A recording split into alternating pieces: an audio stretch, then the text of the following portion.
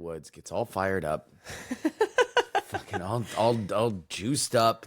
It's a danger singing. to I have and the bear. testosterone of a 50-year-old right now. I'm ready to fight somebody. Okay, well, hell, we got to get the 50-year-olds audio. have a- I'm pretty hot. I'm going to turn it down a little bit because I'm afraid I'm going to peak. Can you still You are hear me not okay, peaking Jen? on our end, for the record. Oh, I thought he was bitching about the weather. If you want to use the river, what was that? What was that, fucking Jen? What? He is feisty today. When you say I'm fucking hot, there is a connotation to that. Yeah, stop being a pig. It's Well, hey, look, I'm wearing a polo shirt. That's what everybody wants me to do, right?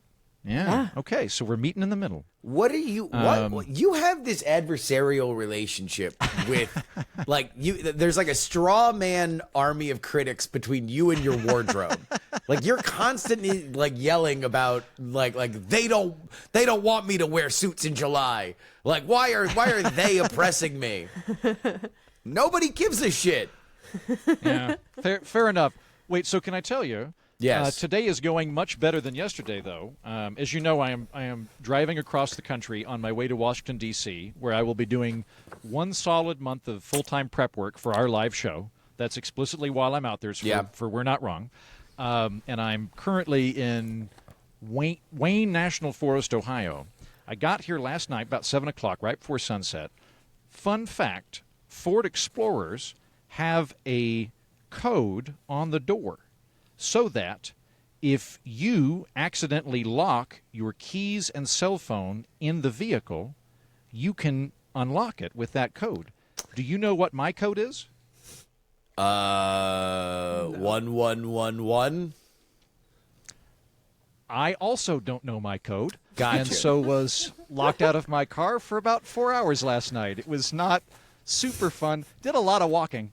Whole lot of walking, and made friends with a couple of deputy sheriffs and learned a lot about sheriffs too. So I guess it wasn't a complete loss. Have you thought that maybe this is a very telling metaphor for your entire life? All the time. That you've driven out to the middle of fucking nowhere and then locked yourself out of your own car. I know. Yeah. Well, okay. For the record, I thought the code was going to work, but it didn't. So this is 80% my fault, 20% Ford's fault. You intentionally locked your keys in your own car? No.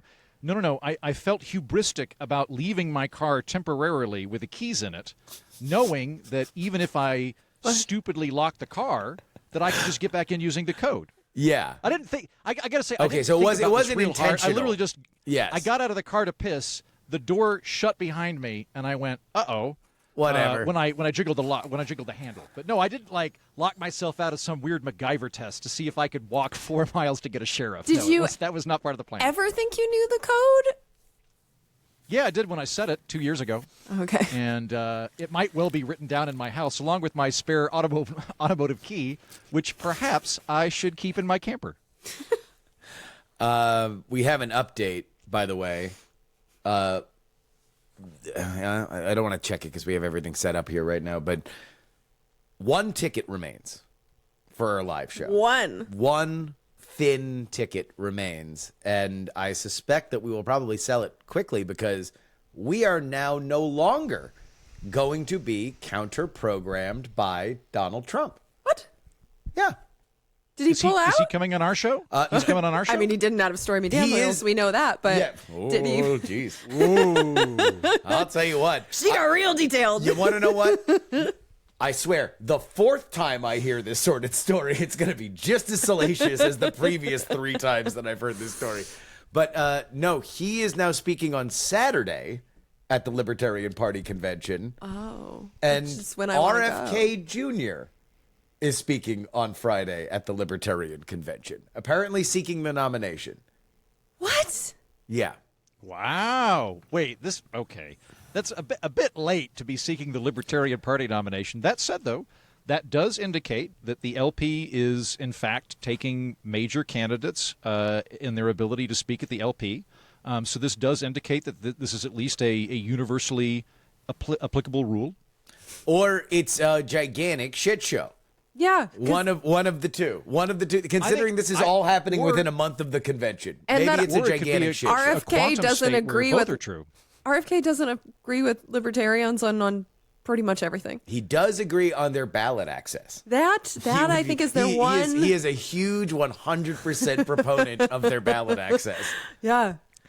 Can I give some advice to potential third-party candidates in the next election? This happens every election where somebody goes, hey, you know who's a bunch of dipshits? The Libertarians. I know. I'll swoop in on a white horse and become their candidate. I don't know anything or agree with the Libertarians, but they'll like it because I have name recognition. Like Apparently they're last right. year, well, that's assuming they give it to him. I don't think they will. They won't. No, the Mises Caucus hates him. If they're shouting down Gary Johnson because he thinks that driver's licenses should exist, I think you're going to find a lot of people that are going to have some speed bumps. No, but like Brett Weinstein came up with this kind of centrist coalition in the last election where, hey, if the Libertarians and the Greens all just lend their ballot access to a compromised centrist candidate, we could do it. And it's like, why would it's like they actually do have stuff they want to do. They're not just waiting around. And by the way, they have to bleed every 4 years to get that ballot access. That is something that a lot of states are actively trying to deprive them of. So anyway, RFK Jr. should work a little earlier, in my opinion. Well, that would require people to actually have any kind of foresight for things like this. You know, but they don't. Because nobody really wants to think about this kind of stuff until maybe a year and a half out, at which point you just sort of flounce around. But at least we don't have to go up against Big Chungus. Yeah, that's true. But I think it will make it harder for us to get credentialed for Saturday if that's the big day. I thought I had a chance because I was only applying for Saturday, but if that's Trump Day. I mean, I'm such a dorky wonk that I wanted to see the policy debate with like myself and 3 people from the Mises Caucus. Like, I was excited for the debate. I'm actually kind of bummed that I can make the Trump thing because I don't give a shit about seeing that. I actually wanted to hear the Libertarians, and now I can't, which is... I know. Trust me. Jen is trust me. You will be able to hear the Libertarians. They will make themselves available to explain things to you. I know, but like, Jen... no, I mean the ones on the stage. It's just like, I don't want to hear Trump's whole spiel. I'm going to have to do that at the RNC convention. That's going to be enough for one lifetime. Jen, as your friend who loves you, I am slightly concerned that if you attend the LP convention, you will burst into flame when you cross the threshold. Are you at all concerned that this might happen? No. I mean, I used to be a libertarian darling. They liked me until they actually realized that I want some form of government to exist. When were you at your most libertarian darling? I'm going to say between 2012 and probably 2016 or so. So pre-Trump. Yeah, like I was invited on a lot of libertarian shows. We definitely agree on like anti-war stuff, so there was like common ground. And then they just stopped inviting me eventually. But I have libertarian friends, so I'll be fine. Oh yeah, I'm sure you have black friends too. I do actually. Yeah, a likely story. From Wayne National Forest in Ohio. I'm Andrew Heaton. And from Austin, Texas. I'm Jen Briney. And I'm Justin Robert Young. And we're not wrong. On this edition of the program, we're going to be talking about credit card chaos. A story that I exclusively know about because political podcasts have been bought and paid for to fight on either side of this bill, for which I don't even know if it's ever going to happen, but we're going to talk about it. If you've heard about the Durbin Marshall credit card bill, we will educate you as best we know about it. And is there a railway boom here in the United States? You talked a lot about trains on We're Not Wrong, and we've got some news on that front as well as your emails. Jen, how's your week been? It's been busy. I have to travel again. The rest of the month I'm pretty much not here. So I'm trying to get all my ducks in a row and pack all the things. And it's going to be an interesting packing job because I'm doing the Bay Area, which is always cold. And no matter what. Oh, no matter what. And considering we're in a heat wave here in Texas and I am loving it, I'm finding this weather to be great. I'm not going to do well in the Bay Area. So I have to like unpack from winter, all of my big puffy things. And then I'm going to Southern California where it will be warm for the AVP Pro Beach Volleyball Tournament, the Huntington Beach Tournament. I'm super excited about that. But those are two completely different events. Like, I'm going for a wedding, so I have to bring formal stuff to the Bay Area. I'm coming back for 2 days. Oh, okay. So I'll be back for 2 days, and then we go to D.C. So it's going to be... I don't really get home until the end of Memorial Day weekend. Man, we are all on the road. Heaton, at what progression is your little reverse Oregon Trail trip taking? When we're through talking today, I plan to drive about 3 or 4 hours to Monongahela National Forest in West Virginia, which will put me 3 to 4 hours from Arlington, Virginia, where I will be parking for the rest of the month. So I'm like 70% of the way through. Yeah. And Well, Justin, that's a lot of stuff. Yeah. aren't you going somewhere? Yeah. No, I'm each weekend I'm gone. It's Vegas this weekend for Scoop Fest, the ice cream fun. social. I'm genuinely sad I'm not going to be there. That's a really fun group of people, and Scoop fans are fucking awesome. I always love those guys. They are phenomenal. We're going to win for the third consecutive Scoop Fest, the trivia contest between ourselves and Ice Cream Social, and they'll be humiliated in front of their own fans, which is really my treat. I get to do that, and that's fun. I need to say this publicly because I've already said it privately, but the Scoop people need to invite me next year because I wanted to go. Have you been on Ice Cream Social? Yeah. You went that's what we did for Nevada. Yeah, that was right before I quit drinking. Exactly. that was weekend. the trip that made you quit drinking. Yeah, we had so much Made you fun. drink so much you quit drinking.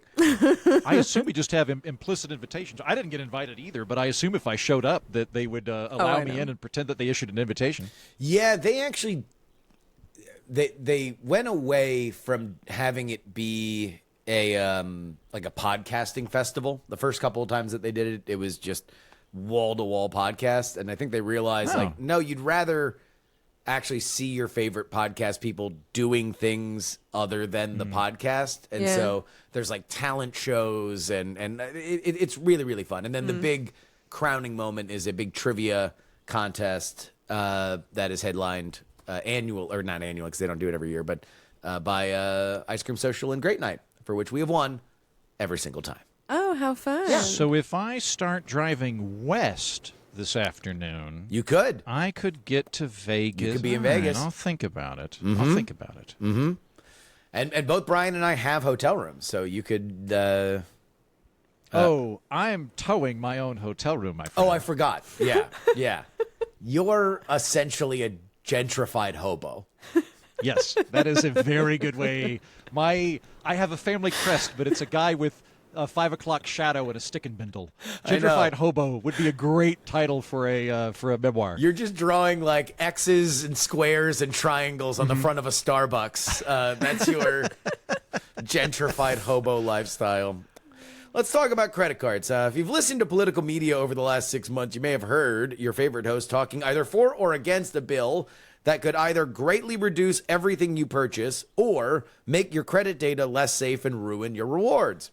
This is the Durbin Marshall credit card bill. Consumers across the United States have, of course, felt the sting of rising prices at stores, restaurants, and gas stations, and now businesses want Congress to pass the Durbin Marshall credit card bill, or at least that's how it's been sold, which would redirect credit card transactions to lesser-known networks instead of trusted ones like Visa and MasterCard, as the other side would have it said. Proponents claim this will reduce costs and pass savings to consumers and weaken the duopoly of Visa and MasterCard. But the Progressive Policy Institute warns that the Durbin Marshall bill would echo the effects of the Durbin Amendment of 2010, which failed to reduce prices despite capping debit card interchange fees. A Federal Reserve study revealed that most merchants did not lower prices, costing customers around $25 billion in missed savings. The law also led to a decline in debit reward programs such as free checking accounts, disproportionately impacting lower-income Americans, with similar concerns now surrounding the Durbin Marshall bill. Critics argue that Congress should avoid repeating the mistakes of the past, as this legislation could harm consumers without delivering proposed benefits.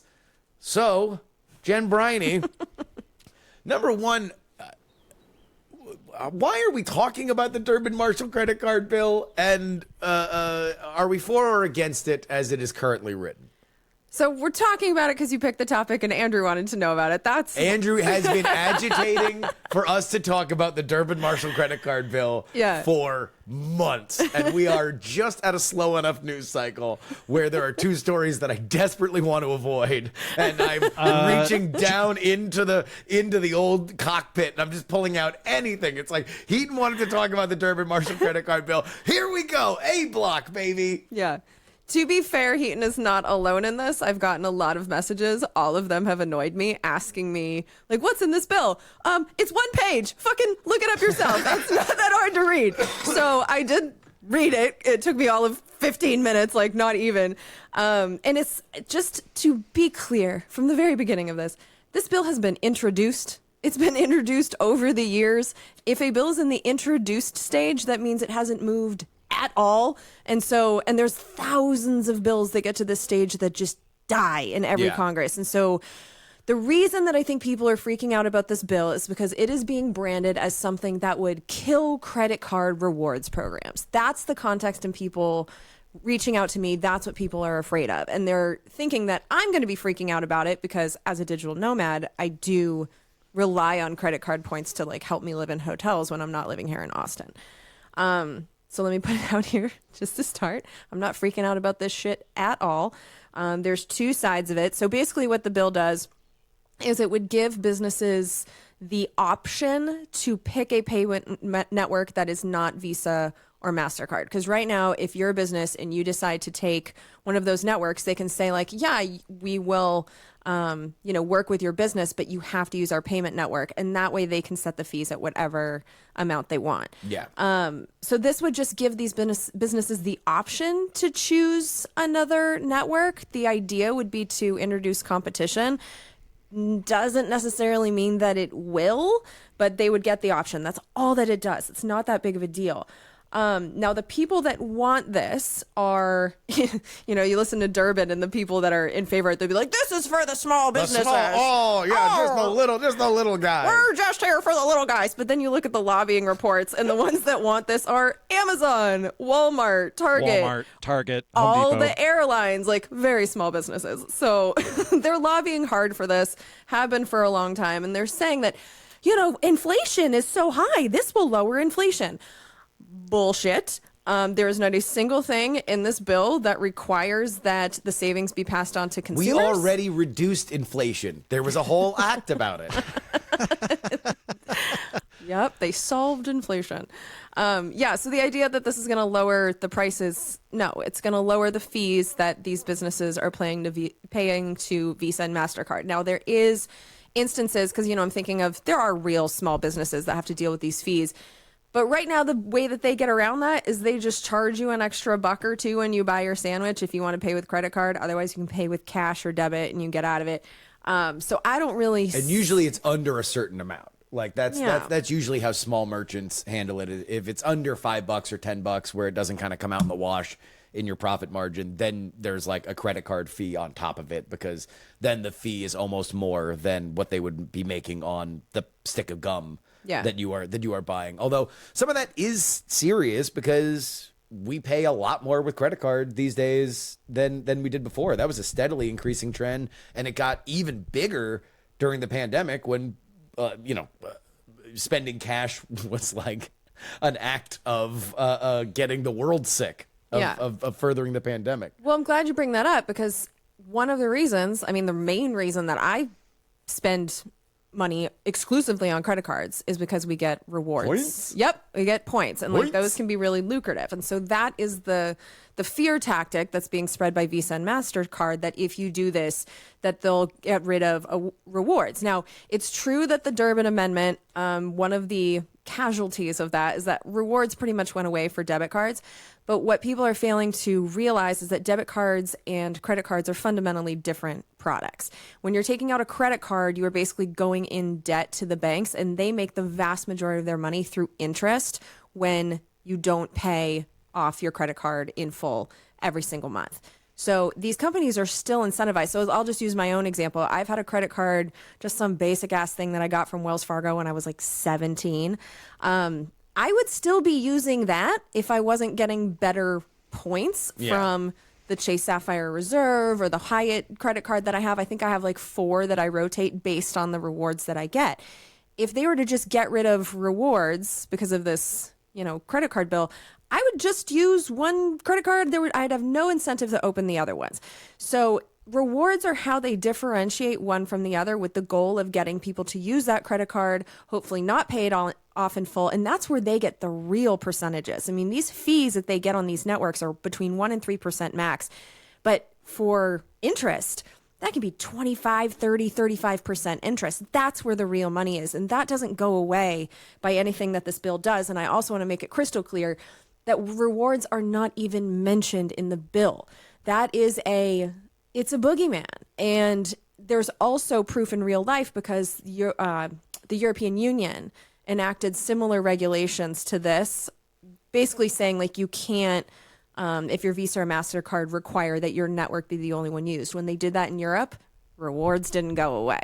So basically what's happening right now is that we have these very large entities. It's like a bunch of big dicks all banging into each other, and we're just stuck in the middle of it. And so I have no emotions about this. Yeah, it's like a big gang bang of corporations.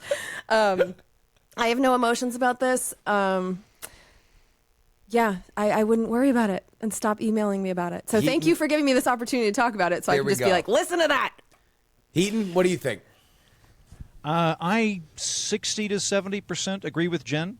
She pointed out a bunch of things that I'm really glad she did. Jen, I love the fact that you're pointing out that this is a slap fight between Visa and MasterCard and Walmart and Target and Amazon. You're absolutely right. This is getting portrayed as big banks versus Main Street merchants. Nobody is on the little guy's side. This is Alien versus Predator. Whoever wins, we lose. And then the other thing I want to add is, Jen, I think you're absolutely right in that we are spectators or unwilling participants in said gangbang. We are not the active. I don't know how to extend this analogy. We're not the gimp. I don't know. We don't get it. So like we are not the slingers of the dick here. No. Yes, we are passive in this phenomenon. What I mean by that is, Jen explained that presently the credit card interchange networks are owned and vertical with the credit card company that you're using. So Visa's using the Visa credit card network, MasterCard is using the MasterCard credit card network, so on and so forth. It's not a situation where if this bill is passed, you can go to Starbucks and go, here's my Visa. Also, I want you to use the American Express interchange network. That is not going to happen. You will not have that ability. So it is between the two things. I am delighted by my colleague Jen that I should not worry, and it sounds like part of that is you don't really think this is going to come to the floor, Jen? I actually think that if this were to become law, it would be attached to like a government funding or a defense authorization. I don't think it would come on its own because it's so loud. I do think that it could become law through some like sneaky way, but I am not as worried for my rewards points as other people are. This reminds me, whenever you fly in to like Reagan or Dulles, at the like baggage claim areas, there's all these ads that only exist in DC because they know that they're talking to everybody in Congress, and it's just like, stop shaming Kashmir. And it's just like what? Like what is going? It's like and then it's always the like stop the hokey smoke diddle bop bill or whatever. And it's all messaging just so whoever is thinking about bringing this up to the floor has in the back of their head, this is going to be loud and weird if you do it. And Well, so I do think this would be very bad if it got passed. And I am a little bit worried in that it is bipartisan. It's not just a senator, doing ideation on a chalkboard. It has Dick Durbin, the sponsor. But both parties like money from Amazon. Yes, Josh Hawley, the rather outspoken conservative Republican from Missouri. It's co-sponsored with, I forget his name, senator from Kansas. Roger Marshall. Thank you, Roger Marshall. So it's not as if this is just like, when somebody writes a bill of, we should rename North Dakota to whatever, and it's never going to be a thing. There is some amount of bipartisan support, which worries me. The concern that I have is credit card rewards, frequent flyer points, as well as cashback, things like that. Those are funded through interchange fees. That's the mechanism by which they're funded. You're getting a card with your bank or your credit card. They're usually working in conjunction with one another, but the actual programs are funded through that.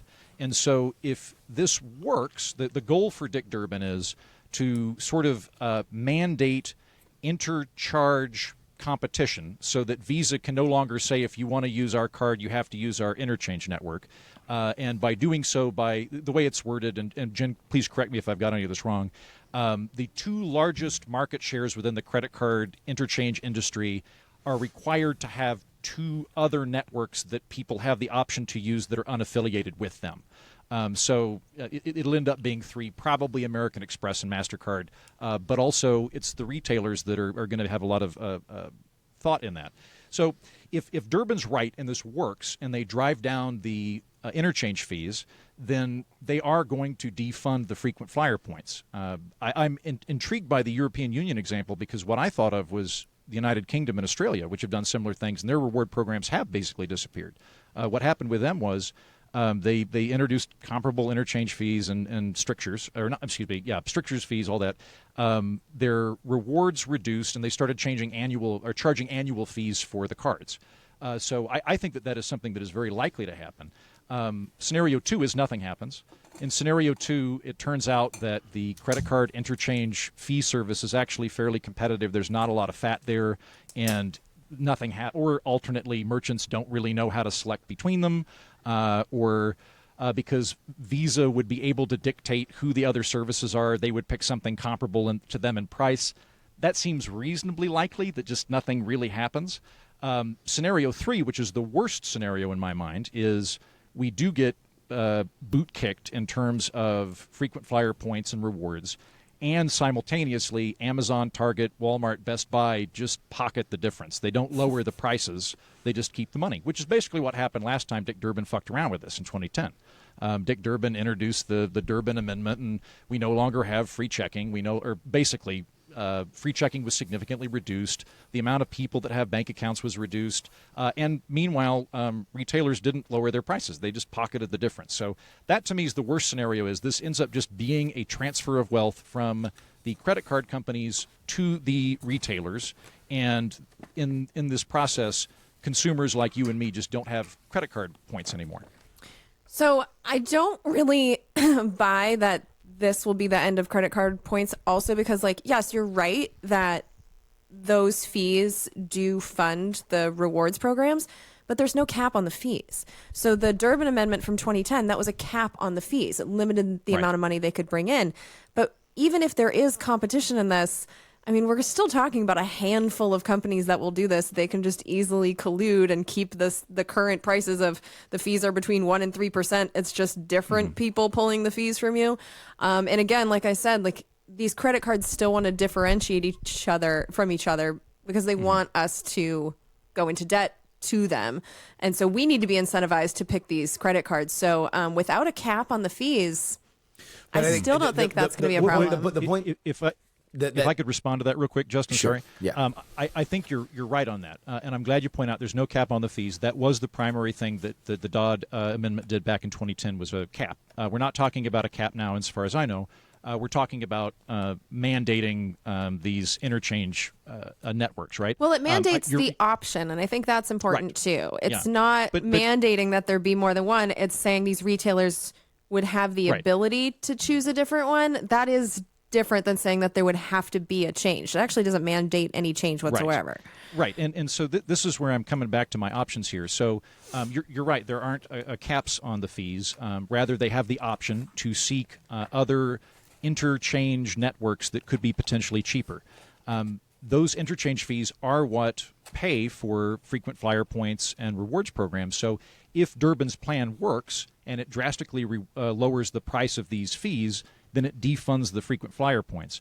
If it doesn't work, we keep the frequent flyer points. But because they are how these fees are how frequent flyer points are paid for, either it works and the money goes away, therefore frequent flyer points go away, or it doesn't work and the bill doesn't do anything. So I don't see a logical outcome to this where it ends up being we keep the reward programs and we have lower fees simultaneously. Well, the end game of the post-bill world seems pretty clear to me that the people that are pushing for this are the gigantic big box stores at Amazon. They're going to create their own fee. They're going to create their own interchange network. So now they can take everything, and then they're going to create their own. They're going to beef up their own programs and offer their own a generous reward system. Like Yeah, that's. maybe. But I mean, so. Because it is the airlines that are lobbying for this pretty hard too, which I found pretty interesting. Exactly, because they want to be able. They want to take off their balance sheet. Here's all the money that we pay for, MasterCard and Amazon and blah blah blah blah blah. They can go to another bank, create their own credit union or whatever, and if they're not paying those fees, now they can have a more generous thing. And right now, especially for the airlines, the captive audience and the allegiance you have because you live in a city that is serviced by an airline, that's the main reason why these credit cards happen to begin with. And they have to partner with MasterCard and Visa. Now they would not have to do that. So I buy your argument, Jen, that I don't know if we would ever see a full erosion of points or rewards in general.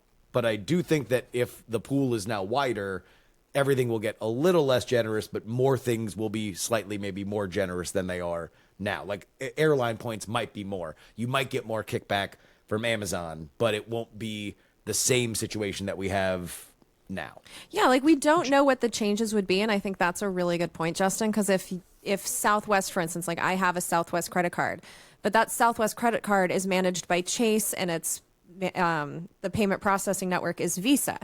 If Southwest were able to in some way create a true Southwest credit card and it didn't have to partner and pay fees to these other entities, like maybe they could be more generous with their rewards. So we don't know what the future holds. And I think if we're talking about a bill, I think it is important to see what it does and what it does not do. And what it does not do is change the nature of rewards in any way. And that is one of the things that makes me so angry when this topic comes up, because people are being lied to. They're being told that Congress is trying to get rid of credit card rewards, and it's not true. So what we're doing is predicting doom and gloom, but that's not guaranteed. And I think people need to know that. But we might be accurately predicting doom and gloom. Maybe. I think this is a great example of the intention behind a bill differing from the outcome of a bill. I don't think Dick Durbin's goal. What's one example of that ever happening? Dick Durbin's goal in 2010, when he put on the aforementioned caps, was to stop banks from gouging people. And the outcome was banks just raised fees on people. They didn't. You can. This is Lord Uncle Heaton's rule of governance. You can mandate incentives. You can't mandate intention. You can't mandate to a company, you have to care less about money. That you just can't do it. So banks raised fees, or they cut free checking, or they cut rewards, which is why there aren't debit cards really anymore that have rewards. I don't think Dick Durbin meant to do any of that, but it was the outcome of it. It was the consequence of it. To what you all are talking about with having more credit cards, which could be vertically integrated with the merchants or the retailers, I think that's a great idea, but there's nothing to stop that from happening right now. Nor is there anything that would require Visa or MasterCard to use said networks in the event that they did it. So and again, correct me if I'm wrong on this, Jen, the wording of the bill is that the top two market shares in the credit card interchange networks have to have two additional networks that are not a part of that top two, but they still pick them. So if that's the case, if I were Visa, I would pick whatever has the nearest interest rate to me, which means that it would be ineffective in lowering the interest rates. If Southwest wants to have a Southwest credit card, that's great. I think that's a really good idea. Or alternately, it's entirely possible that Walmart, Target, Home Depot could create like a retailer credit card. That would all make sense, but there's nothing to preclude that from happening right now. Yeah, except it not being as profitable for them, which they would like. They would like it to be more profitable. Well, and the concern I would have, and if I think what would happen if it's left to the discretion of the two major credit cards is they're going to pick the nearest competitors to them in price point, which are probably going to be American Express and Discover. But right? why do you think that it's the credit card, like Visa and MasterCard, that are picking any of this? Because the way that I read it, it was that the retailers get to pick which networks they choose. It's not Visa and MasterCard picking it. I might have been reading an earlier iteration of the bill, but what I had read about was that the top two market shares in the credit card interchange network have to have an additional two networks that are not a part of the top two. That's what I read. Well, they don't was create that them. out? They just need to exist. Like, Yeah. Right, yeah. but they're still selecting two, right? But they're is not- it, No, No. they are not. The retailer would be, which is why the retailers that are pushing this would, I don't know, maybe pick their own interchange. Well, Or a then different network. Like I know Pulse is one of these, alternative things. Yeah, I mean, we don't know. I mean, there's lots of options. I mean, this part of what I find duplicitous about Dick Durbin talking about this is where he keeps calling it the duopoly. There's Visa, MasterCard, American Express, Discovery, Venmo, Zelle, and PayPal. So I don't think that any of that constitutes a monopoly, nor has the FTC said so. If you have a situation where Visa and MasterCard have no influence whatsoever on the interchange networks that they're using, that also means they exert no quality control over those interchange networks. So, every couple of years now we get everybody's information at Home Depot gets stolen or Target gets stolen or something like that, right? If the retailers are not on the hook for the problems that happen to your credit card, and they're able to use a less trustworthy or upstart source, I think that could have security ramifications. Well, and right that now- is one of the big things that they are pushing right now. Yeah, the two And the two I- issues are points and security. I just want to point and out, if though, I- that when you look at the security, Visa and MasterCard are not all that amazing. There's quite a bit of fraud in the credit card industry as it is. And I saw an interview when I was researching this. It was some lady who writes for Wallet, but she was saying that in her research, she found that the smaller ones had a lesser percentage of fraud than Visa and MasterCard. So Either way, I do think that it's reasonable for a credit card to say, we want to, if you're going to do business with us, you have to use our security mechanisms. That to me makes sense. If you're going to make transactions, we want to make sure that the data is protected at every stop in the pipe. So I'm not terribly bothered by that. My central thing to this, though, is I want to bring back to this. Frequent flyer points and rewards are paid for through interchange fees. So if Dick Durbin's bill works, there's less money for that. If Dick Durbin's bill doesn't work, then it's pointless anyway. So I don't know. the I don't outcomes buy are- that either, though, because these are companies that measure their revenue in billions. Like they can find a They different way got to the money, finance it. Heaton. They'll just do whatever Well, they they- want. They got us Right, but over they a barrel, dog. They didn't do that in 2010, though. They were still billion-dollar companies Again, there, and debit cards are very different things than credit cards. Very different. in my mind, companies just look at costs, and it's just a cost. That's it. So if you add an additional cost to them, they're just going to respond to that cost. So you're giving them an additional cost, or you're losing revenue. Instead of a plus, you got like a -5, right? It's the same incentive structure that's there. They've previously reduced benefits when their incentive structure changed, and they were less profitable. So even though they could have all taken a 10% pay cut, and the CEOs all take less money or they give out less dividends in stock, they've not previously done that. They didn't take it on the chin. They increased fees on on checking accounts and so forth. So I don't think that that's a likely scenario. But then the other bit to this is if we think that that right now there's some large amount of fat that exists in the interchange fees that we can somehow drive down with additional kind of federally mandated competition, I don't see why it would follow that same phenomenon wouldn't immediately occur in Amazon and Target, where big banks they're keeping these fees, they're bullshit fees. Okay. I don't think that Amazon and Target, if that's the case, would automatically lower to capture them. If No. we have this one incentive structure over here, why would it not happen in the big bank, the other stuff? Here's my issue. Does anybody have a problem with how points are handled right now? No. Because I don't. I would like for prices on things to come down, but I don't think they're going to come down if this passes. No. So this is like the definition of it ain't broke. Why are we fixing it? Because Amazon and Walmart and the airlines, they don't want to pay that 1% to 3% Yeah, no, fee. What they want to do, solving their balance sheet. Yeah, what they look wanna at a balance do- sheet and they go, ooh, gross number, make the number lower. yeah, they want to take that 1% to 3% and pass it on to their shareholders. So it's actually just like a transfer of wealth, once again, from our pocket to the shareholders if it passes. But if it does, I'm not seeing the end of the world. Like, I have no emotions about this bill. None. I would, if I were there right now, Jen, I would hug you. I agree that this would be a transfer from the credit card companies to Amazon and Target. I think that that's absolutely right. Justin, I don't think it's broken. I think it's a really good system we've got over here in terms of the credit card rewards and such. Even if you're on the lower end and you're not traveling around doing stuff like we do, we're fortunate enough to be able to jump around. Right now, I think the average credit card fees that you pay are around 2.3% if you average the whole industry on purchases. So for every $100 you spend on Amazon, $2.3 of that is going to credit card fees, right? But most of the credit card fees that you can get are going to have cashback options that are that or more. Yeah. So I don't think that consumers are actually being hurt by this as it is. But I think there's a very big propensity that they will be if it changes. Yeah. I'm mostly upset that none of this advertising money has come our way. Because I know Jen won't take it, but I will. I was tailor goddamn made for this. I'm not getting paid to say this right now. What, I'm already what K up in Street? arms. Why isn't the Chamber of Commerce reaching out? The Exactly. American Bankers Association should absolutely call me. Lobbyists. Whores. Get my number, baby. Come on. I got a kid on the way. I gotta cash out. I gotta sell out and fast. Speaking of that, patreon.com/we're not wrong is where you need to go if you want to support this program. You don't do it for your health, you do it for the bonus episode. And this week, we are going to be talking about Gen Z debt. Is Gen Z in more debt than their forebears, or are they just young and annoying?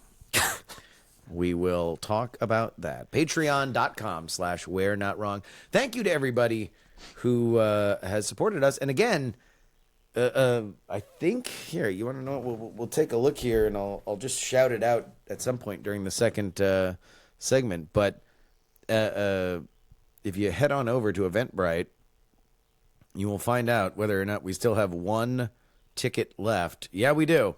We still have the one ticket left. Are you the one to buy it? Well, it's the one way to find out. Head on over to Eventbrite. That is, of course, May 24th in Washington, D.C., the town that we talk about the most. We will now talk to directly. May 24th, Anacostia Arts Center. It's going to be an absolute blast. Let's talk about trains, huh? The U.S. is experiencing a resurgence in rail travel, with high-speed trains becoming increasingly prominent. However, challenges like insufficient investment and political hurdles have hindered rail progress compared to other nations. Brightline West, the nation's sole private intercity rail service provider, has broken ground on a high-speed 218-mile route linking Las Vegas and Rancho Cucamonga, California. The fully electric trains aim to reach speeds of 200 miles an hour, completing the trip in 2 hours, which is about half the time that it takes to drive. A Rancho Cucamonga station will connect riders to Los Angeles' transit networks. Brightline does currently operate in Florida, connecting Miami and Orlando, with an expansion planned to Tampa. And let me just say this personally, as I have family in both South Florida and Orlando, they have ridden the Brightline many times and have rave reviews for it. Yay! Although it has killed a lot of people. What? Yeah, look it up. Wait, how it's good killed, were these It's killed a people? bunch of people. What are you talking about? No, Death Train. Just go ahead and look up Death Train. Wait, in hold on. Miami. Were Yeah. they like? Did they like lay on the tracks because they were drunk? Sometimes drunks do that because they're warm. It's not the train's fault. It's idiots' fault that are pulling onto the train tracks. But yeah, Death Train is definitely a thing.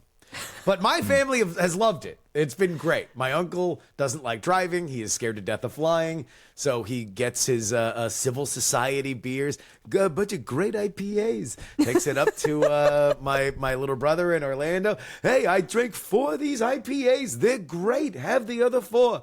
It's a great time.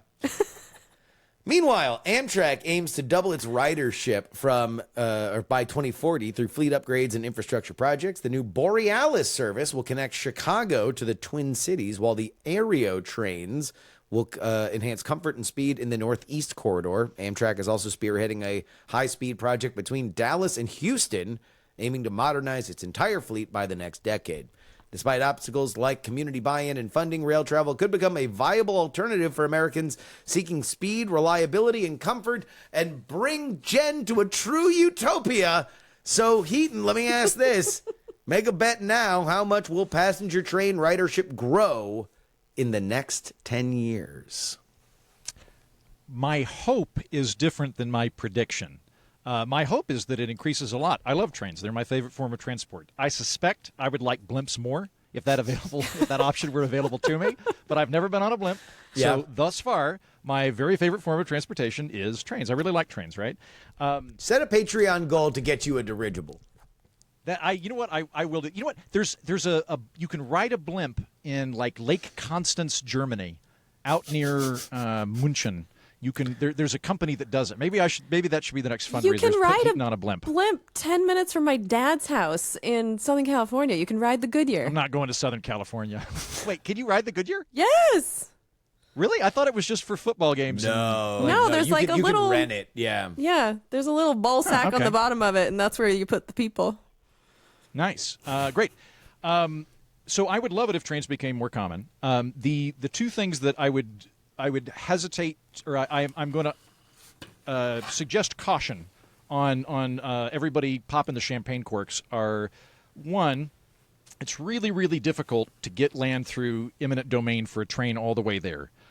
So for these new places that we're opening up, which I'm happy to hear about, I would love it if there were a train connecting Oklahoma City to Tulsa. There's not. If I want to go from Oklahoma City to Tulsa, I have to go down through Texas and up through Kansas, and it takes like 28 hours or something. So good things, right?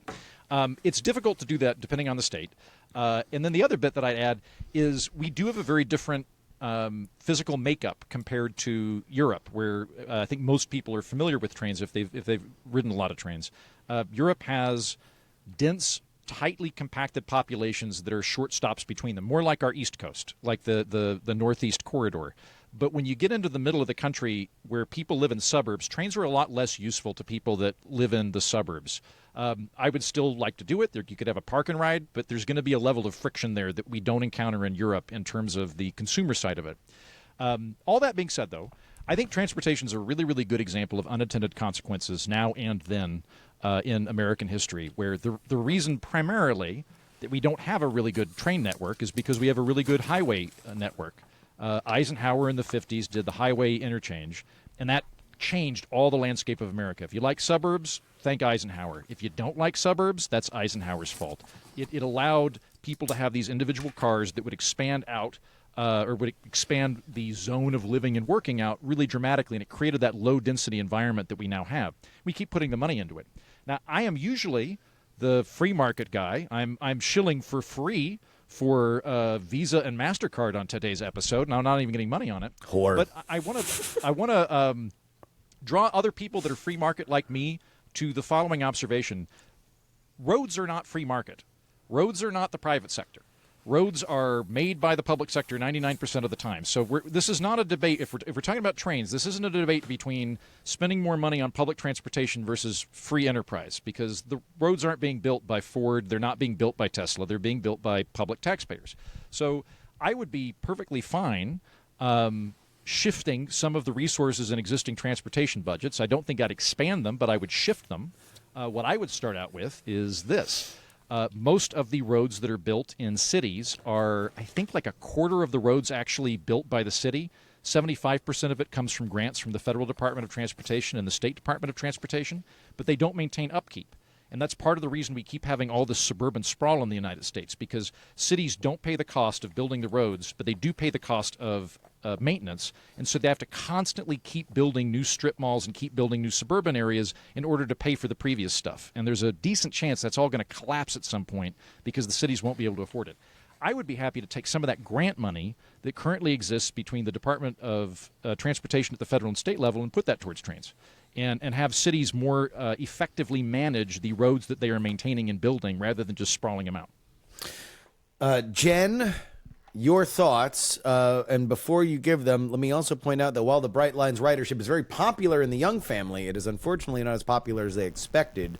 They estimated 7 million riders in the first year. They got 4.9, and they also lost $192 million in the first 9 months of 2023. I don't know how many people realize there is a train in Florida. Because I was just planning a vacation in Florida and did not factor it in. And I am a huge foamer, love trains. So maybe it's an awareness thing. I don't know. But I think as people take these trains, a la the Young family, and fall in love with it, then they'll tell more people and more people will be willing to give it a try. And I mean, I have such a strong wish for this to happen that I don't know that my crystal ball is all that accurate because I'm just like, trains, let's go. Yeah. But I also see stupid decisions being made, especially in California. So like the high-speed rail, they didn't bother making sure they had the land before they started building it. God. Where we have the 5 fucking freeway, like take the carpool lanes, they're perfect size for a train, and make them the ultimate carpool. Like make that where the train is. You have your eminent domain. Done. So if we just kind of like, and there are places in California that do that. If you drive on the 105, you'll see an example of this. The 105 goes from LAX, like inland, and they put the subway just right in the middle of that highway. So that's how you don't have to deal with eminent domain. But of course, drivers are reluctant to ever give up 1 inch of space. And so that's not how we're doing things. And then if you look at the Vegas one, I have been so desperate as a former heavy drinker from Los Angeles to have a train that would take me from LA to Vegas. And I'm excited that Brightline is doing it, but it's not taking you to LA. It's going to Rancho friggin' Cucamonga, where I'm from there, and I don't know where the hell that is. So they're doing these weird things with the trains where it's like... Because that's the thing that they can do now. Which, yeah, okay. my guess is Rancho Cucamonga is probably on the eastern edge of the Los Angeles Necroplex. It's connected so to the metro. Yeah, but like most people in LA still don't take the metro. It's an extra pain in the ass. So it's instead of going to Union Station and catching the real train from Union Station to LA, which would make logical sense, you're going to have to go on the metro out into the middle of friggin' nowhere and then pick it up. It's just, we're doing this stupidly here in America. And I don't think that it helps the adoption when you have people jumping hurdles like that. Because I know when I heard about the train, I'm like, I'm not going to fucking Rancho Cucamonga on the slow train to pick up the fast train. Like, I don't, and that said, I probably will. But that's because it's me, you know, like I'm really into this. I don't know that a lot of other people are excited about that. Because you wouldn't have to drive. You wouldn't have to drive. That's the big pitch. Heaton? You wouldn't have to drive. Sort of. I don't know. Sort of. Because like the LA metro system is also not all that easy to use. Like it's everything connects to Union Station, right? So it's like if you fly into LAX and you want to go to Long Beach, you have to go all the way into downtown and then down to Long Beach. Like it's just poorly designed. This is my problem with trains all the time. Because everybody wants a train if the train picks them up in front of their house and delivers them exactly where they need to go. No. And anything that's a compromise, it's like, well, they're doing it stupid. They're doing it wrong. This is a compromise. This gives you what you want. It's an extra hour and a half out of the way to go like this. Oh, we get a train from Rancho Cucamonga to Las Vegas, and it's not good enough. No, That's the it's not problem. good That's enough. the tragedy of the commons. Everybody wants it exactly the way that they want it. If they were to put these trains, including the metro, on the carpool lanes on the highways, you could completely cover Southern California with trains. It wouldn't even be hard. But they don't want to give up the space, the real estate for the cars. Yeah, because it would be hilariously unpopular. It would be voted down, and if until you need the public train funds, exists. yes, okay, and the train would Can never I exist ask for because it would be unpopular. Heaton. Clarification in question. So clarification. Probably one of the reasons that this is slowed down right now is because Rancho Cucamonga, which is the most hilariously named city in the greater LA Metroplex, is on the eastern bit. So they basically have to get to the edge of the city, and they don't have to eminent domain their way through the entire city, which would be very expensive. Now, I love the free market, but I hate Los Angeles more. And so I think I'm fine with eminent domaining a fucking Godzilla path through that wretched city. There's maybe like 8 houses you could spare that are reasonably attractive, but the rest of it, just level it out, make like a bowling lane, put a bunch of trains through it. I'm perfectly fine with that. Now, since that's not likely to happen, I want to ask Jen, that seems to me like a good solution to go. If we're already expanding highways, can we just take one of the highways lanes? I do not know the answer to this. Can you just take an existing highway lane and put a train there? Like, do we know, are there issues of there has to be X amount of space between them for safety reasons? There have to be gradient changes. I don't really know. Like, is that something that, so far as we know, is scientifically feasible? And the problem's purely political, or could there be reasons that that's just not happening due to space and available resources? Like I said, they've already done it on the 105 freeway, but there's plenty of freeways. Like, I'm thinking of the 405. That's mostly just ground level. So it's just a matter of the political will to prioritize a train network over the car network. And that just hasn't been done. But like, where there's a will, there's a way. There's engineering. There's plenty of things that you can do. So you are not, this is not something you've done a lot of research on, like the engineering challenges for it. I'm not a fucking engineer. Okay, just being clear. Just being clear. But the problem, I do have very close friends who are transportation engineers, and the problem with the high-speed rail has been the eminent domain. And when I brought up this idea of like, just take all the carpool lanes and go down the fucking 5, they were like, yep, that would make a lot of sense. So just like that reaction, obviously not scientific, but coming from them, it was like, okay, like source. I know a guy. That's good. Yeah, pretty much. It's the best I could do today. Back when, I did City Week on the Political Orphanage last year, and I had on the host of Urban Beautiful, Design Beautiful. He's a really nice guy, and I unfortunately forget his name, but I was pitching ideas on Austin, which I think one of our listeners has written in about, where I was like, could you just put in ski gondolas throughout Austin? That way you don't have to eminent domain a bunch of shit? Because that makes sense to me, and we had one at the Oklahoma City Zoo, and that worked fine. And he was like, yeah, does Austin get hot? I was like, yeah, it gets pretty hot. And he's like, okay, so you need to have air conditioning to keep people from dying. Do people ever drink in Austin? And I was like, a bit, maybe on 6th Street. And he's like, okay, so you couldn't have it open because drunks would drop their glasses and quarters and shit. And I was like, touche. So you'd have to have like a British London Eye type thing. So something I can add to supplement the debate we're having right now is part of the reason, Justin, that people aren't able to get to the train from their house is because we live in a very dispersed country compared to our European friends. When I live in Edinburgh, I can walk to the train. It takes maybe half an hour to an hour from wherever I am. It's a fairly dense city. Do you all know what would dramatically help density in American cities and stop them from bubbling out like a pancake? Oh, for Christ's sake. We've lost zoning here. Sorry, zoning regulation. Sorry, we're having technical problems density here. And we'll have trains. It makes sense. It makes sense to have trains if our cities were more dense, but we can't legally make them dense right now. Listeners, I'm sorry. We didn't lose Heaton. This wasn't just an old episode. He just started repeating the thing that he always repeats. So just a technical thing. Although he's not wrong. I'm surprised that you haven't seized on the fact here that Heaton, it was a private company that made these train solutions happen. Which is great. I mean, like, I think we get into a weird thing with trains where the subsidies are much more direct to trains than they are with cars. So other than when we bail out fucking failing car companies, we don't give direct subsidies to Ford or Chrysler or these other companies we've given billions of dollars to. What we do is we build roads, and they all use it, right? So you don't look at the impact of the money that we're giving to car companies indirectly or to consumers indirectly by doing that, because everybody's paying for roads. I think, unless it's all coming out of the gas tax, but I don't think it's all out of the gas tax. It's not. I read the transportation bill. We spend billions and billions and billions of dollars on roads on a thing that is very popular. With trains, trains would be popular if they existed, Justin.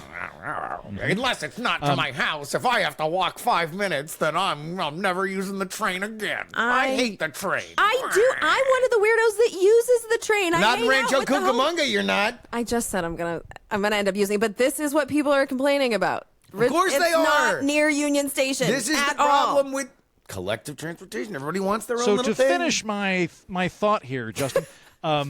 Great that I am bolstered by the fact that these are private companies. Naturally, I'm gonna have a lot less reservations about a private company than I am about a public company or a public-private partnership. Those are more apt to send off Heaton's warning lights. So I think this is great. If private companies can come up with solutions, absolutely fantastic. The things that I would want to look at are.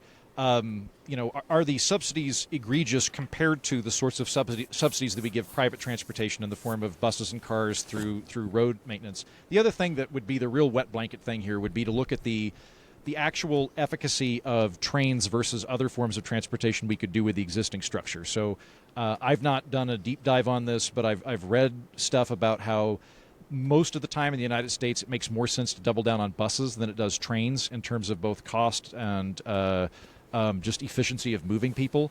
Unfortunately, we do have this very sprawling suburban Eisenhower interstate network as opposed to dense Heaton-esque zoning reform cities. And so you could probably convince me that the money would be better spent in terms of just having like electric buses or natural gas-powered buses or something that's low-emission buses to transport people. But overall, though, like again, I point out, like we're not asking Ford and Chrysler to build the roads, but we do put that onus on trains. And so I think it's reasonable if we're going to be subsidizing transportation that trains be getting it, and we don't treat it like it's some foreign entity compared to cars. The only thing I want to say to that is that buses can't possibly go 200 miles an hour. So not with that attitude. With Justin driving, different story. Yeah, we'll get from here to there. We'll figure it out. See, there though, I wonder, like, yes, they can't go 200 miles an hour, but when we get into the American interior, I don't know, like, Wyoming population Mitch, I don't know that it would make a lot of sense to build a high-speed rail to Wyoming. And, like, nothing against the Wyoming people, but that is Wyoming to go the places people want to go. Oh, dude. Right. Well, Mitch will be angry at me. I think I can handle Mitch. Coastal elitist. Jen, I've got a sticker on my fridge that says "I want to believe," and it's got a picture of a train on it. So my heart is with you. My head, though, like right now, it's just cheaper to fly than it is to take a train from the East Coast to the West Coast. I think to build like a bullet train from New York to L.A., that would be mind-bogglingly expensive. Like it'd be, we could snap our fingers and make it happen. We just did that one a month ago. We don't need to go back down to the economic feasibility of the cross-country trail. I wanted to make this a positive thing. These are positive train stories. I wanted to highlight a positive train story. It is, and Justin, this is a positive development. I'm just saying I would love it if I could have my weird Edinburgh life when I'm in Oklahoma in terms of train riding, and I could get sloshed on the train and take a train down to Austin. Or I would love it if I could take a train to Oklahoma City from Austin and just binge drink scotch the whole way there. We would all love it if there was a train that left from our front porch and dropped us off exactly where we wanted to go. It doesn't have to be the front porch. We can all get ourselves to our downtown train stations. It's not that hard. But it's unless it's downtown Rancho Cucamonga, in that case, you get fucked. Rancho Cucamonga has like 3 people in a McDonald's. It's not a real city. Union Station is our train station. How do you know that they're not going to build up a little city because of it? Union Station is the Los Angeles train station. That's where the damn thing should go, and it's not Justin, going there. It's still positive. This is still positive news. I know, but for the train advocates here, it's too little, too late. This is why you can never. I'm not saying us. This is why you can never placate the train people. Never give the train people an inch because they'll just spit it in your face. I'm going to strangle him, Andrew. You need to come back. I'm going to murder our producer. Drive to Vegas, and I'm going to run him over with my car if I don't lock myself out first. Justin, the kickoff question was, should we be what do we hope for? What do we predict? Train ridership in 10 years. You didn't ask if this was positive. You asked if the prediction and the hope were aligned. And no, my hope is greater than my prediction, but it's still all positive. No, I don't know. I like the Bright Line. My family likes the Bright Line. My issue with trains has never been in the blueprint. It's been in the application. And if you can get the application right, then that's awesome. Like here's the Florida-centric reality of this for me is that I've literally throughout my entire childhood watched a proposition after proposition for high-speed or for statewide rail and then eventually high-speed rail pass, and just nothing but money went to these projects, gigantic gobs of money. And every 4 years they asked for more money so they could do the dream, Miami to Orlando to Gainesville and to Tallahassee. And so you could essentially connect the entire state vertically. It would be a great thing. And guess what? Never happened. It never happened because Florida was stung once with Walt Disney coming into the dead of night and buying up a bunch of property. And so everybody in Florida, especially the middle of Florida that's underdeveloped, wants their cash if you're going to put a gigantic thing that has a bunch of money to it. So I was very happy to see the Bright Line do what they did. The Bright Line has done what has been promised by way of the state of Florida for years. And I don't particularly have a dog in the fight of whether or not private versus public is going to be a better version, because again, I'm far more about application than I am about blueprints. I think a lot of people have a lot more of a religious conviction to private versus public, but this company did get it done. So I'm happy. That's why I wanted to highlight that it exists. And I think that Rancho Cucamonga de Vegas is going to have a following. I don't know if it's going to have the following, but I think that it is good. If you can make these things happen and demonstrate the value to people, it's better for the concept of trains going forward. If all we do is complain about how it's not the right way to do it, then I don't think that we are getting more trains. That's my thought.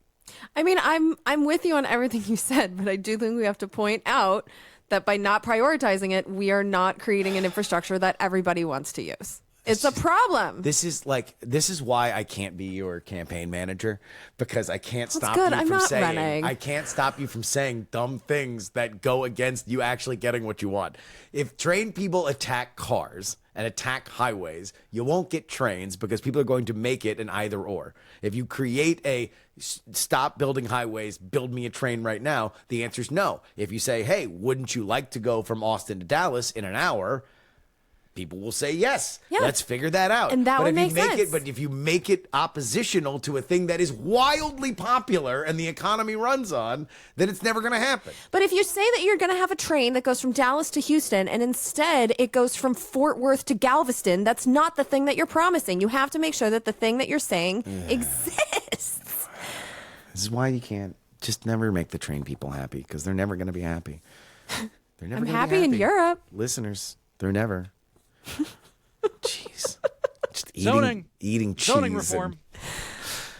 Just rolling around on the aisles with a Dutchman. Just nonsense. He was a Frenchman. His name was Francois.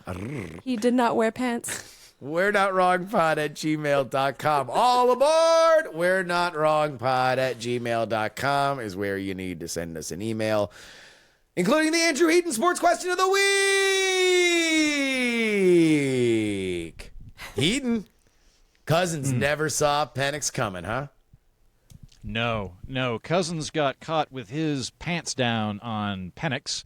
Yep. You know, as I've traveled across our great country, spanning the breadth and width of Indiana, Kentucky, and Ohio, all American states, I've spoken to a lot of people about what they care about. And they care about Cousins and the sport that Cousins plays.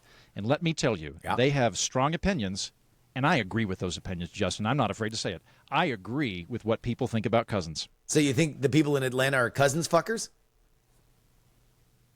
Yeah, sure. I mean, they gave him all that money.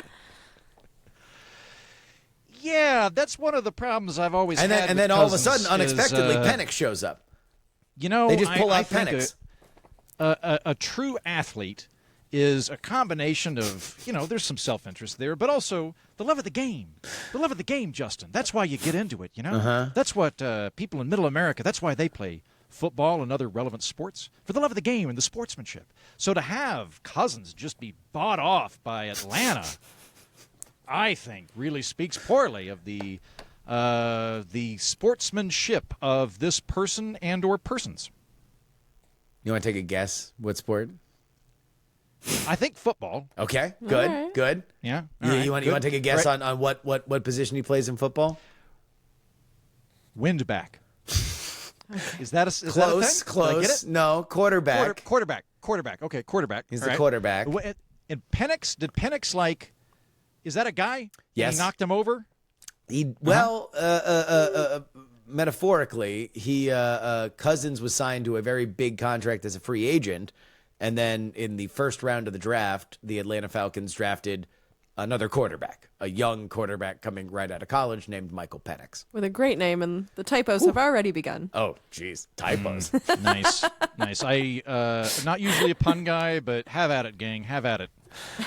News Diet Tips writes, you guys often comment negatively on the mainstream corporate media, and for good reason. So I'm curious, what organizations do you each rely on to curate accurate and non-slanted news? If you've been off the grid for a few days and want to find out what's going on in the world, what are your first 2 or 3 stops? Heaton. To be honest, I have enough friends that work in news and are just kind of newsy plugged in that if I go off the grid for a few days, I'll rock up and probably hear about it. But in terms of the publications that I would commend to people, I think The Week is great. If you want to be abreast of the situations that are happening, I think The Week does a really, really good job. And I, on top of that, appreciate the way that they format their stuff. So rather than The Week doing its own original journalism and then claiming that it is objective or it is neutral or whatever, the Week does a synopsis of what the pundits are saying. It explains this is the thing going on. This is what somebody over at the Washington Post said. This is what somebody over at Jacobin said. This is what somebody over at the Wall Street Journal said. And so you get a really good serve up of the main opinions that are happening. I think the Week is probably the top one. I use a newsletter called Morning Brew, I want to say, that I think is pretty good, that does a good job of summarizing headlines that are going on. I think that they're pretty just down the middle. I don't get a huge editorial bias. Those are the two things that I mostly read. And then after that, I get into stuff that I trust that clearly has a slant to it. Like I'm more apt to go to Reason when I'm wanting to understand the background on something because I like Reason. I think they do a good job, and I'm friends with everybody there. Company man. Yeah, I'd say The Week is a really good one. Jen? Well, in general, I try to read my news instead of watch the news. Smart. And when it comes to that, every single morning when I wake up, a lot of times before I even get out of bed, I go into my email and I read the newsletter that's published by Jamie Dupree. He's a congressional reporter. He used to be a radio guy, actually, and he lost his voice. And so then he moved to print because he can't talk. But I'm pretty sure he's been covering Congress before I've been alive. And he's just very much like, this is what happened today. Here's some of the nonsense. When he talks about a bill, he'll link to the bill. I love it. So he just keeps me up to date every day on like what's going on in Congress. And so I love that. And I just find that I turn to individuals. So if I want to know something about like antitrust, I subscribe to Matt Stoller's Substack. When it comes to just general news, I go to Jessica Yellen's page. She used to work for CNN. She decided to go independent, and her whole thing is news, not noise. And so if there is a very big story that I need to know about, I know it'll be in her stories on Instagram. So I kind of check out her. If I'm off the grid for a few days, I just go to Twitter. Like, I'm going to figure it out pretty quick what's going on in the world. And I just, if it's a specific story that I'm looking for, I will just Google it and then check the slant in all the different places. So I will click on, more than one article. It depends. I go to The Hill a lot, because, I'm a Congress nerd, but I trust people more than the outlets that they work for at this point. I think it's very wise, because outlets are really only their staff. Yeah. The brands that have, we've entrusted are only as good as the people that are behind them. The only thing that I would say to you, listener, is that there is no such thing as accurate, non-slanted news. Yeah. Everybody has a thing. There is, I believe, a platonic ideal for news writing that I do think has slipped in general, that you can write something as objective, that there are guidelines of how to do that. And some people do it better than others. But in general, all just politically, Politico, The Hill, Axios, I think they all have slants, but they all update all the time. Newsletter-wise, Punchbowl News, Politico's newsletter, Wake Up to Politics are daily reads for me. And then, everything else. Obviously, the Times, the Washington Post. Before Drudge went insane, Drudge went crazy, which is saying something because Drudge was always nuts. You know what I'm kind of souring I love on? Drudge. I used to read The Economist. Like when I was getting my master's degree, I would wake up every morning. I had an agreement with my roommate that we would not talk until we'd both had coffee. So I would make coffee, I'd go to the bath, and I would just read The Economist. And it was the most hyper-educated I've ever been about just random shit going on in the world. But I find them rather dull reads, and also they have this kind of pretentious way of just explaining the situation you already know about, where you read it and go, I just read 4 minutes of this article and I didn't learn anything new. How did they do that? Yeah. I also want to add that I go to international sources a lot. So I'll go to BBC or France 24 or Al Jazeera. I use international sources all the time. Yeah, it's a longer conversation about international sources, but I often look at how we cover international stuff, and you realize, especially in countries with language barriers, that there's just something that's often lost and it's abstracted by one level. And then I wonder whether or not that happens from the other way, where like, are we reading a distorted side of it? That being said, that's a larger conversation. I don't think we really need to get into. Well, the thing now. about the distortions is I like to know what other countries are being told, especially about international things. And now Google makes it so easy to translate that you can see what they're being told in their own language. And I think that's just so amazing and so valuable. So I do like to know what people are being told outside of the U.S. bubble. I've thought about starting a news outlet recently. Oh, boy. Because I need more. Because you don't have enough jobs. I need more things to do, just 80 podcasts and a production company and a child. Yeah. Not enough. But I've thought about starting a thing. Plain BS writes, the plane conspiracy you were referring to regarding Boeing and airlines overall was that one saying airlines would put you in the brace position because you are in theory more likely to die from a broken neck, and as a result it's cheaper to have to pay out a wrongful death suit than for paying for somebody's injury for the rest of their lives. However, Mythbusters tested this theory in the 2000s and discerned that the brace position is totally safe and effective at saving lives. So that was the plane conspiracy, Heaton. Love it. Good to know. Thank you. Millennials are lazy and entitled, writes, my generation is lazy and doesn't want a starter house. That's the reason why we don't have houses. Yes, corporations are buying up houses and selling or renting them at much higher prices, but there is a step in the middle that most people don't want to do. Fix them up. Flippers have to make a much higher profit margin. Individuals don't. Buy a starter fixer-upper, get an FHA renovation loan if you can, live there, and make it what you want it to be. My first house was a 2-1. My mortgage, taxes, and insurance were about $900 a month. I fixed what I could each month for several years. All my friends were jealous when they were paying double in rent, and no one ever thought that I was living in squalor. But when I showed them how to do the same thing, find a house with quote-unquote good bones, they all turned away. Everyone wants a beautiful home, move-in ready, but the competition there means the prices are going to be higher. Well, aren't you better than everyone you know? I mean, I think this person gave away the game at $900 a month. Like, I don't know where you live, but I remember when I was in Alameda in the Bay Area, like, if you wanted to get this starter home because you're not lazy and you want to fix it up, you're still looking at over $1 million plus having to do the renovations. And when Joe and I were just kind of looking around, the only thing that we could find for under $1 million was a house that had burned down, but they hadn't bulldozed it yet, for $700,000. I will say the Bay Area is among the most uniquely fucked real estate situations in the world. But like LA's just as bad. I mean, it's another one of the most uniquely fucked real estate situations in the world. But you have to admit that like prices are constantly increasing, and I don't think that it makes you lazy or entitled to want to be able to move into a space that is living ready. I don't think that makes you lazy and entitled. Good for you that you enjoy HGTV and like doing that on your own, but I don't think that I don't like this email. Well, I think the thing with my two other panelists is that either of them want to live anywhere. So it's like you guys talking about wanting to buy a house. Why do you say I that? don't want to buy a I house. sit in a camper in the middle of exactly. Fort Wayne or so it's like, Wayne National Forest. Yeah, you guys don't want to live anywhere. So No, it's not that I don't. No, I actually want to live everywhere. I'm just willing to rent and pay for the convenience of having a place that I can move into and everything's done. And that is your choice. And that doesn't Absolutely. make me fucking lazy. No one's. I don't know. Are you a millennial? Yeah. Okay. I'm an elder millennial. Yeah, me too. Can I add a bit to I this? don't like it. Why? Real quick. I wanted to be another thing. Go ahead, Heaton. Well, we kind of are. I know. All right. Heaton, go ahead. So about 3 weeks, I did a really big research-heavy deep dive on the 1950s, and specifically, was life cheaper in the 50s? So I combed through Bureau of Labor Statistics data. I went through and found median household income, median household prices, things like that.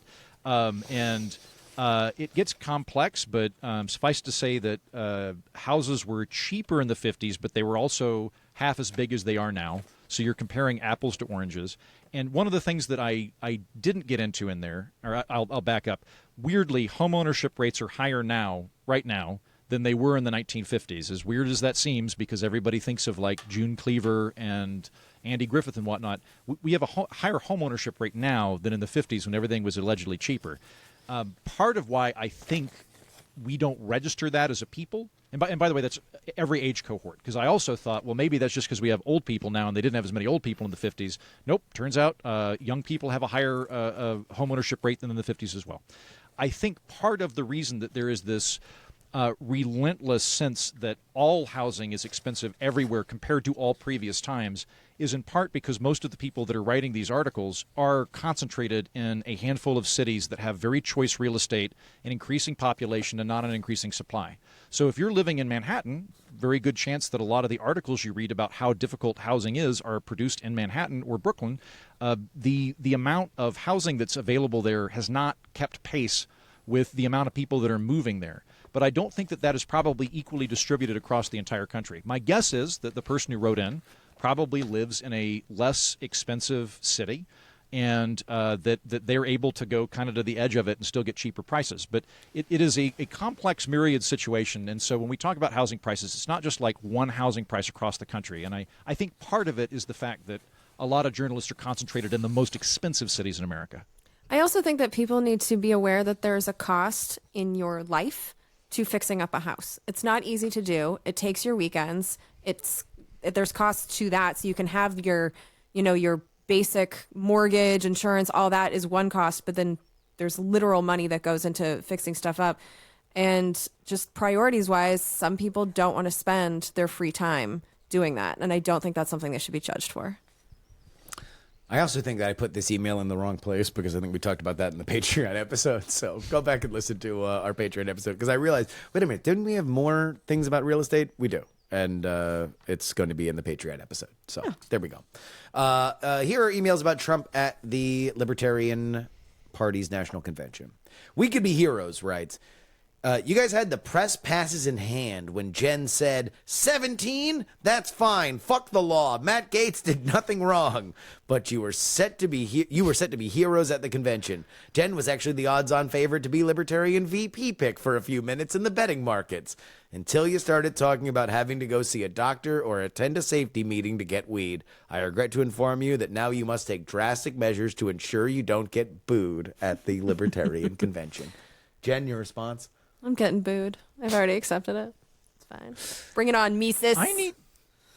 I need to think seriously about reviving the Whig Party. I did this in the last election and decided to run for vice president as a Whig. We didn't have a president at the top of the ticket. We thought that would be too hubristic, to have a presidential candidate. So we just did vice presidential candidate. It was just me.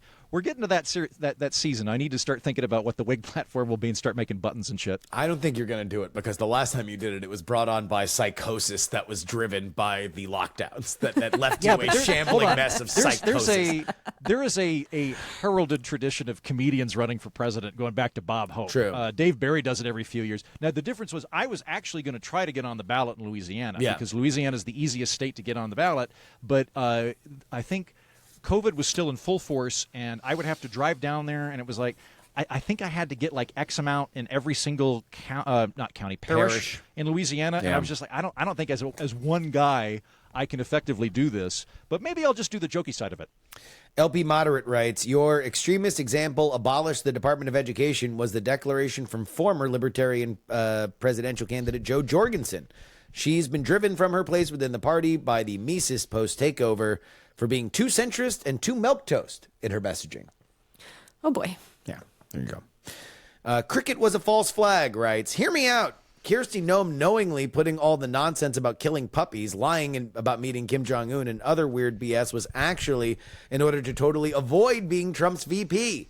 She saw what happened to Pence and would rather bathe in puppy blood than deal with 4 years of legal headaches and the absolute circus of Trump White House Part 2.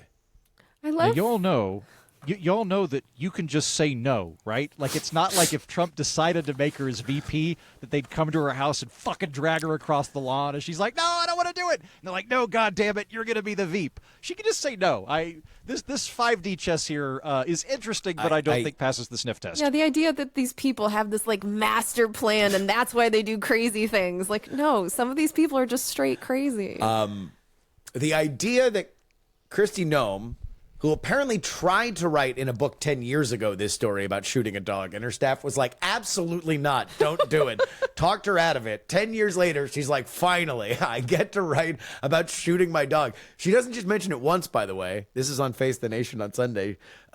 She then says at the end of the book that the first thing she'd do if she ever made it to the White House was to make sure that Joe Biden's rogue dog Commander, which has bitten Secret Service agents, was no longer on the property. And I quote from the book, Commander meet Cricket. Oh my God. Threatening to shoot Joe Biden's dog. That's psycho. She also said that she met Kim Jong-un. And not only did that not happen, and she has said she's taken it out of the book, but she doesn't say how that got into the book, for which she read the audiobook herself. She doesn't say how it got in there and refuses to answer whether or not she did meet him. She just says that was an anecdote that needed to be removed. That's weird. She's not thinking about 1D chess. She's not thinking about half D chess. Like, there's no way she she's needs thinking to have 5 steps a ahead. real good chat with her ghostwriter that she apparently narrated. I realize this is opening up another can of worms, Justin, but when I was visiting Oklahoma over the weekend, my parents alternate between CNN and Fox, so they kind of diversify. And guess who kept popping up in the top 2 of potential VP picks for Trump? Doug Bergman. Oh, yeah. Our favorite, which Doug Birdman. I would be thrilled about if that's who he selected. That is for real. Doug Burgum is amazing. Like a phoenix, he can rise from the ashes of the Republican primary, and fascinating. The Ruthless podcast did a thing where they went through all of what there was, because he's Trump. Trump had all of his VP possibilities all on the same stage, Apprentice style, at a big RNC meeting over the weekend that was like meant to raise a bunch of money and apparently did. But he said something about all of them. And about Doug Bergman, he said the nicest thing that Trump can say, the greatest compliment that he can give anybody, he's really rich. Which he is. Heaton's can of worms reminded me, did you hear that RFK Jr. had a literal brainworm? Literal brainworm. What? Yes. He had a worm in his brain. What? Yeah. They found a dead worm, and he said that it affected his memory, and that he had actual brainworms. And I was like, this has to be an Onion thing. Like, nope. No, it's real. Okay. Question: how the fuck did that happen? Because that's terrifying. I don't know. Especially for a guy that I'm out in the woods a lot. Can I get? Is that why I talk about zoning so much? Well, is it a brainworm? especially for a guy that's spent the last 6 months going on every like natural food, natural health podcast to talk about how the experts really don't know. You really need to trust yourself and trust your body. Yeah, that was the worm talking. I love it. On the motion to vacate, Jen Just Say It writes, Jen, just say that Marjorie Taylor Greene is a bitch. Say it. Say it. The people want you to say it. They're chanting. Jen, say it. I mean, it was a real bitchy thing to do, what she did to those Parkland kids. So I don't think she's a particularly nice person. She did back off the motion to vacate. Of course she did. Everyone hates her, and no one's going to do it with her. Of course she did. Well, and apparently Trump stepped in. Stepped in and said, gotta stop. Knock it off. Yeah, she's got to stop. And I'm glad that there's finally a backlash to her. She was getting way more respect than she deserves. On weed, Red Means Stop writes, I'm for safe driving education and education in general. It doesn't benefit me to be reminded that perhaps it's unsafe to drink or do other drugs before driving for the millionth time. He's talking about a course he had to take, and that the section telling him not to drink or do drugs before driving took 1 to 2 hours. That was mandatory. The course is obligated to be 6 hours in length and serves as a waste of my entire weekend day. It cost me $15, $30 if you want video. Not a huge amount, but definitely an effective graft. Well, I actually don't. My argument was not that this needs to be connected to driving, because if you're taking edibles, you might do that without driving, and you can still be a harm to yourself or others. So I don't think this needs to be a part of the driver's ed course, but I do think that people being educated before they take a mind-altering substance is smart. Here's something that I would love to do. How about you only have to take the plane safety bullshit once when you first board a plane? Like they go, hey, is anybody new to planes? And somebody raises their hand and they go, okay, come over here. We're going to explain how planes work. You know, the fucking seatbelts and things. And then no one ever has to do that again. I find that so irritating. You're awake for that? Yeah, like I don't even listen to it.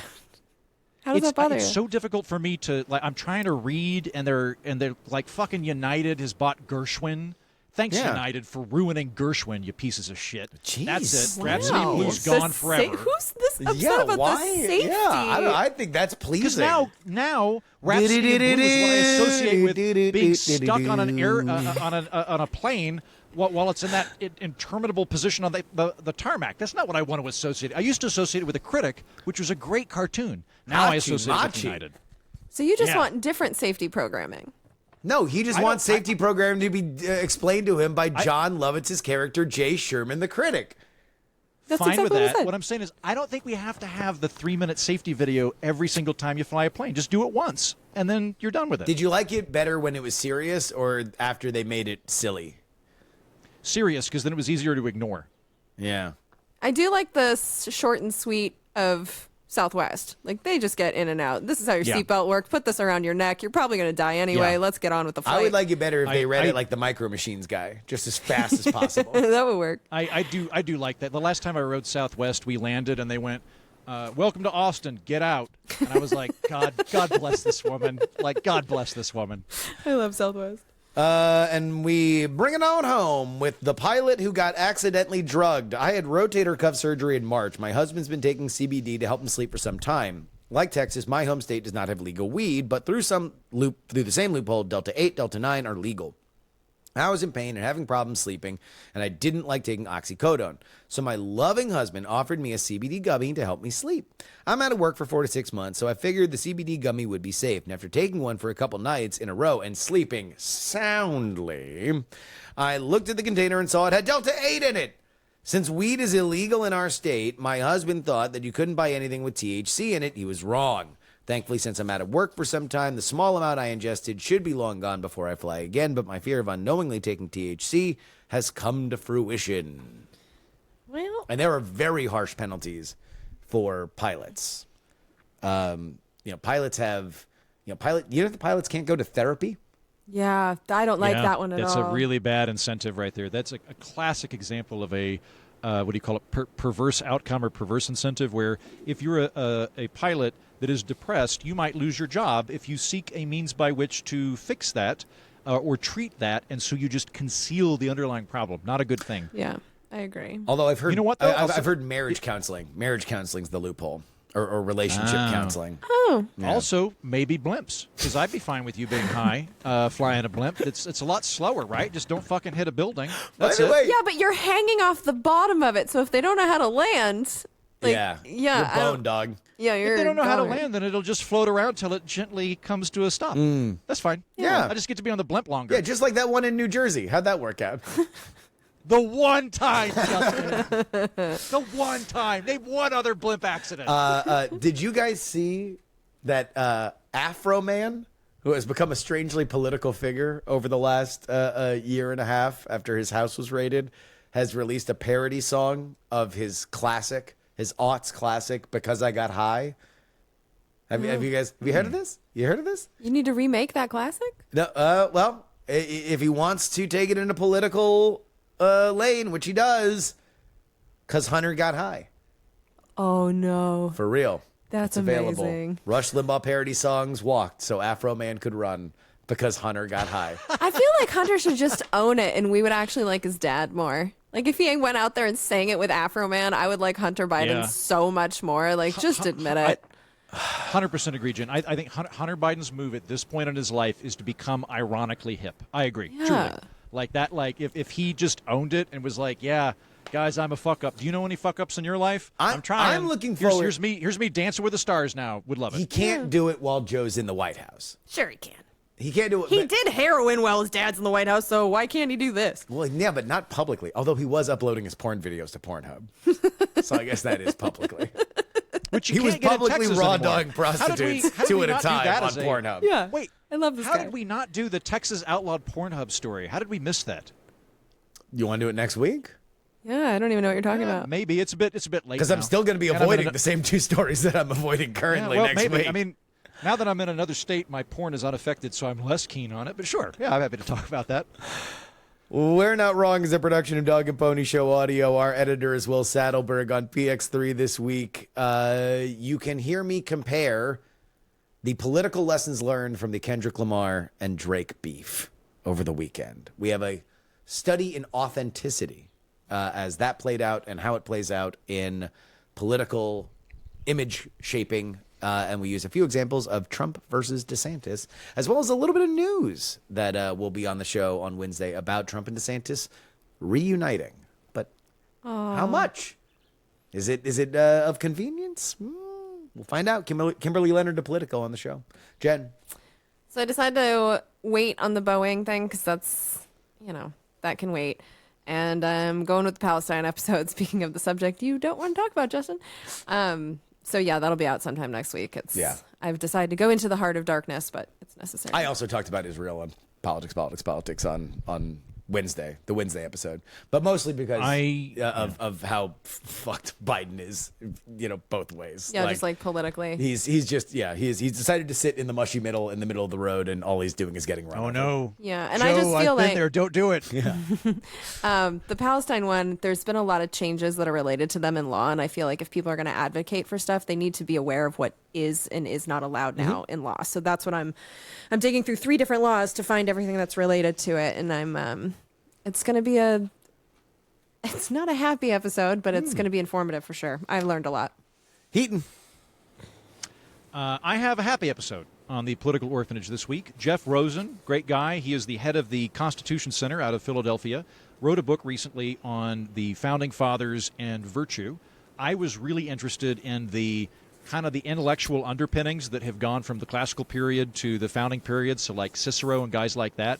But a lot of the episode turns into just how people cope with problems, like how they remain happy despite major setbacks that occur in their life. So it is an episode that does a lot of history, does a lot of kind of big intellectual philosophical ideas, and a surprising amount of psychotherapy. That's on the political orphanage.